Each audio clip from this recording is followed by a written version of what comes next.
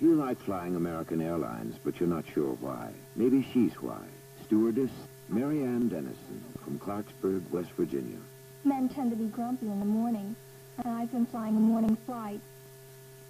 And usually a smile works. But if a smile doesn't work, then you start the pessimistic role with him, too. You tell him, really is a bad day. And he usually agrees with you, and he thinks you're great because you think it's a bad day, too. I had one passenger who was very, very nice. He stopped me in the aisle and said that he always flew American because they had pretty girls. I don't know whether they look for prettiness or niceness. Kind of goes together, I guess. If you're nice to somebody, they're not going to tell you that you're ugly. Mary Ann brings a little something extra to her job. That's the American way. Fly the American way, American Airlines.